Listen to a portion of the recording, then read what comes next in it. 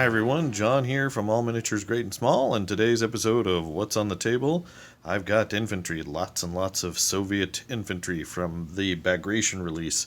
So these sprues are from the Soviet starter box, the heavy assault box with the lots of armor.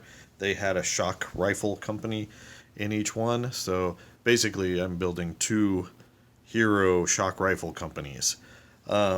My method of painting Soviet infantry is just to get them out onto the table as fast as possible. So I'd already painted up some hero SMG guys. You can see them here. And you can see the paint job is just very basic. I'm not one of those guys that are going to be super detailing my infantry because it's just, I don't have the patience for it. I very much admire those guys who are capable of doing that and have the skill, but I'm not that kind of painter. I want it so that it looks good at a 3-foot distance on the table.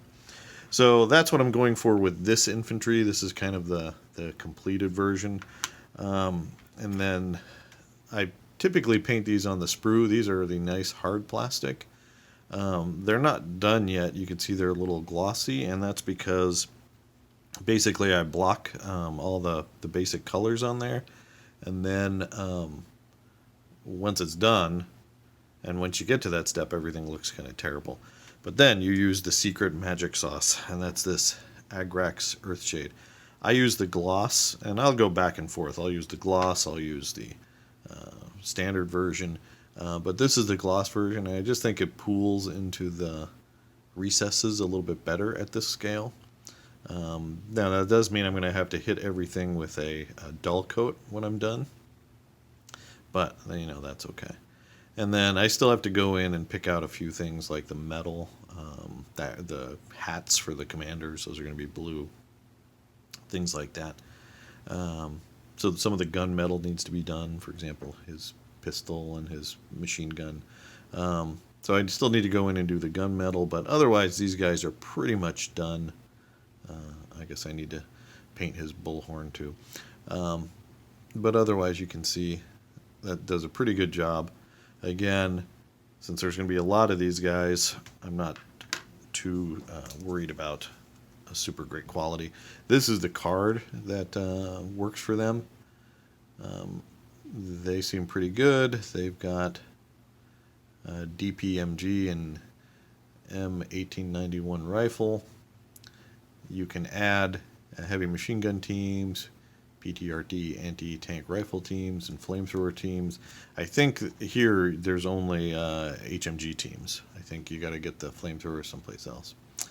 And you can kind of see, I think the ones that come in the box is the smaller one, 9 teams and a commissar for 8 points. And then you can add heavy machine guns, 1 point each. So that can buff it up, buff up the number of stands. So, I don't think it's a bad unit at all. They're going to hit people on a 3+ in assault. That's always good. They have a 3-up save. So I'm looking forward to getting them on the field. I know I've been playing a lot with tanks, and as a Soviet player, you're still going to be playing with a lot of tanks. But this way, at least I can have more infantry and at least try a battle or two with a lot more infantry on the table. So between these two companies and my SMG company, I think we can have something interesting that you haven't seen yet from the Soviets, that is. All right, well, there you go, guys. If you like, please do give us a like and subscribe. It really helps the channel. Lets us know the kind of content you like and the kind of content you don't like. Also, click that bell to receive notification for when we publish new content. If you like our Flames of War coverage, please do check out our Flames of War Patreon. Their patrons get access to a exclusive battle report every month. And we've got quite a good backlog. If you like Soviets, that's been our main focus because of the new books. So check it out. As always, thanks for watching, and keep on wargaming.